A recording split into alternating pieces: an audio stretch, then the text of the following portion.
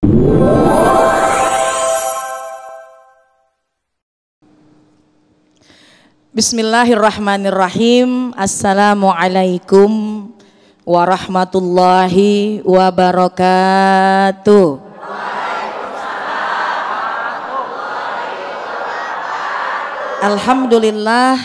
Alhamdulillahi rabbil alamin. Wassalatu wassalamu ala sayyidina Muhammadin wa ala alihi wa ashabihi ajma'in, amma ba'du. Rabbi syrah li sadri wa yassir li amri wahlul uqdatam min lisani yafqahu qawli, amin ya rabbal alamin.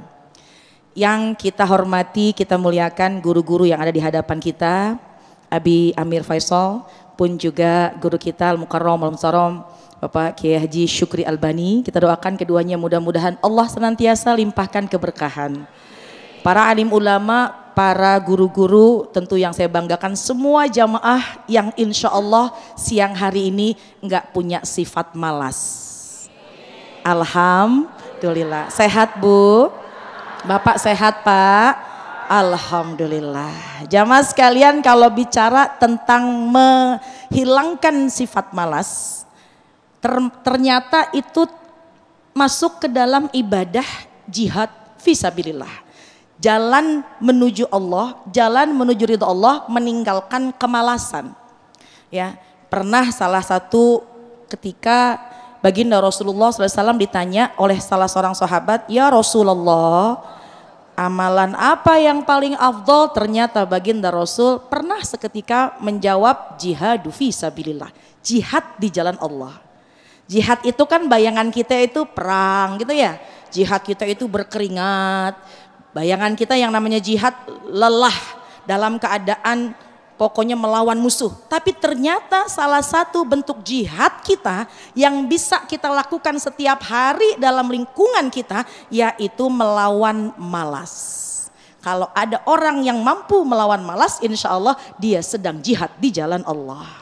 Khususnya melawan malas dalam ibadah. Saya mau tanya sama ibu-ibu, ibu tadi kira-kira mau berangkat ke sini malas apa enggak? Jujur. Alhamdulillah.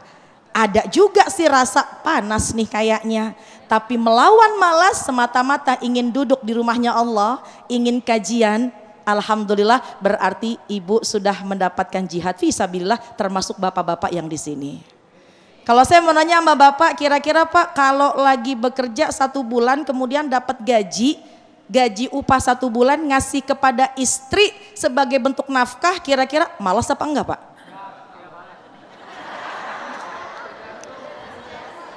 Jawaban bapak-bapak tergantung.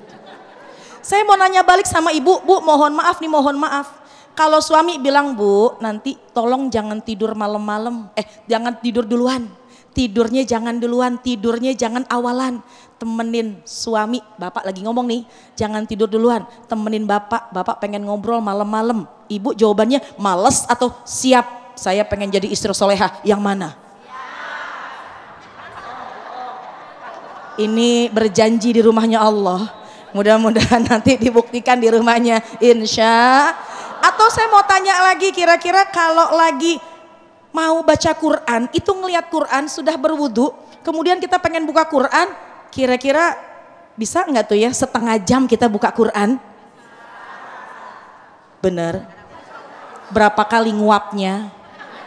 Tapi kalau ada bunyi telepon cling cling cling, kira-kira buka handphone apa buka Quran? Orang soleha semuanya, Masya Allah. Jamaah sekalian, males itu ternyata kalau kita lawan memang berat, tapi ternyata itu jihad di jalan Allah. Yang insya Allah hari-hari kita di rumah, sebagai istri, sebagai suami, sebagai anak, sebagai hambanya Allah, beribadah, menghilangkan malas, bergerak untuk ibadah, insya Allah maka setiap hari kita mendapat pahala jihad di jalan Allah. Amin ya Rabbal.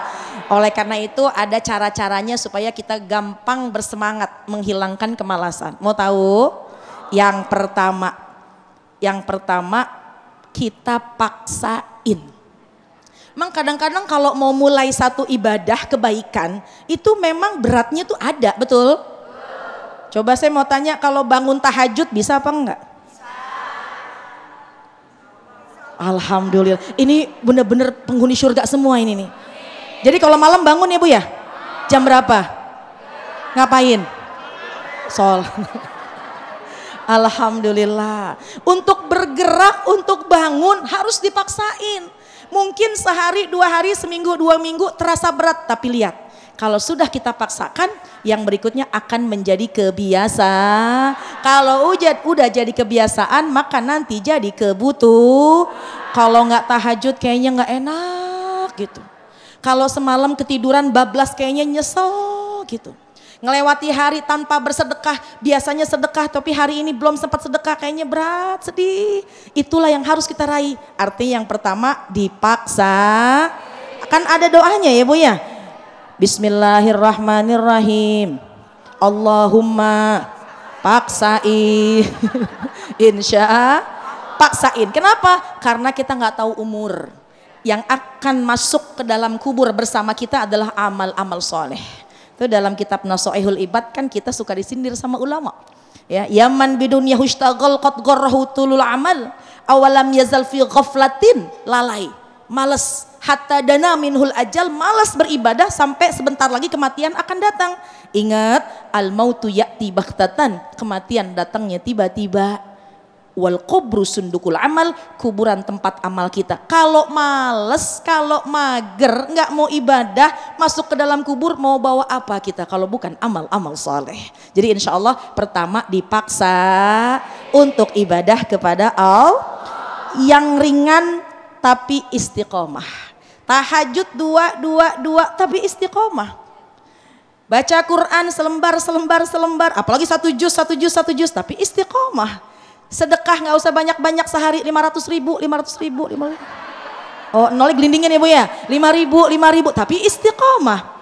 Lakukanlah. Kenapa? Kita butuh punya modal untuk selamat masuk ke dalam kubur dengan amal-amal soleh. Oleh karena itu bergerak, jangan punya sifat Yang kedua, di antara supaya memotivasi kita nggak males, cari tahu fadhailul amal. Fadilah, keutamaannya. Nih kalau saya tahajud kira-kira keutamaannya apa ya? Boleh buat motivasi kita. Nih kalau sholat duha keutamaannya apa? Boleh. Sedekah boleh. Bakti sama suami boleh. Suami ngasih banyak istri sama ngasih banyak duit istri. Boleh. Ambil, lihat keutamaan dari amalan yang kita lakukan. Insya Allah, Allah akan berikan motivasi. Allah akan jadikan kita semangat dalam beribadah. Yang ketiga, minta sama Allah. Doanya semua pasti pada hafal. Allahumma inni a'udzubika minal hammi wal hazan wa a'udzubika minal ajzi wal kasal. Minta sama Allah mudah-mudahan yang udah rapih, yang udah semangat ibadah jangan jadi males, yang masih males nih gerak. Supaya apa? Supaya kita beruntung bawa banyak amal ketika nanti menghadap kepada Allah. Amin ya rabbal, wallahu a'lam bishawab. Amin ya rabbal alamin. Masya Allah, syukran jazilan Ustazah Qatrunada yang telah melengkapi tausiah di segmen ketiga ini. Mudah-mudahan menjadi semangat kita semua untuk mengentaskan segala kemalasan di dalam diri. Nah, tausiah yang menarik ini pemirsa, atau tema yang menarik ini akan kita perdalam dalam sesi tanya jawab. Untuk itu kami persilahkan kepada Bapak Ibu untuk mempersiapkan pertanyaan-pertanyaan terbaiknya. Tetaplah bersama kami dalam Damai Indonesiaku.